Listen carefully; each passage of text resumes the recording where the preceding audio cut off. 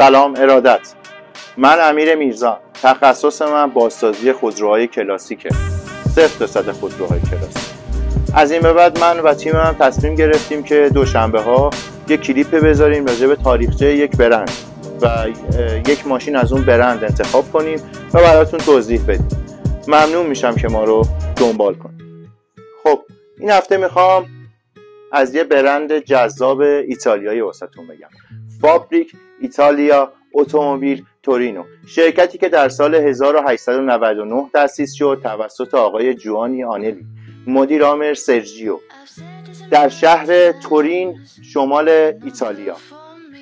این شرکت و این برند ساخت تانک، لوکوموتیو، تراکتور، هواپیما انجام میداد. در سال 2009 بزرگترین شرکت سازنده ایتالیایی شد و 6مین در جهان. بیشترین دارایی فیات توی ایتالیا نبوده، خیلی جذابه. در مصر، اتریش، فرانسه و یه سری کشورهای دیگه بوده. و در سال 1968 برند لانچیا رو میخره، 1969 برند فراری و 1973 مازراتی رو میخره.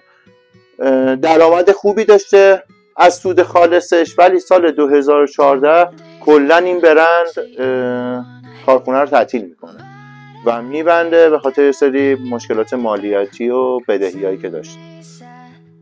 میخوام یکی از جذابترین خودروهایی که برند فیات زده رو بهتون معرفی کنم. فیات X19 یا X19 1100 سی سی قدرت موتورش بوده، گیریبکس 4 سرعته داشته، موتور عقب، رادیات جلو.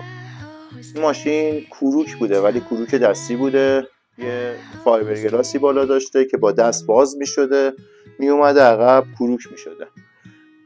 سال 1970 تولید میشه. داخل ایران هم داریم، ما چندین دستگاه داریم. چراغای مخفی. یه ماشین کوچولوی جذاب بوده که طراحای لامبورگینی میورا این ماشین رو طراحی کردن و تو خیلی هم مقام توی مسابقات رالی آورده.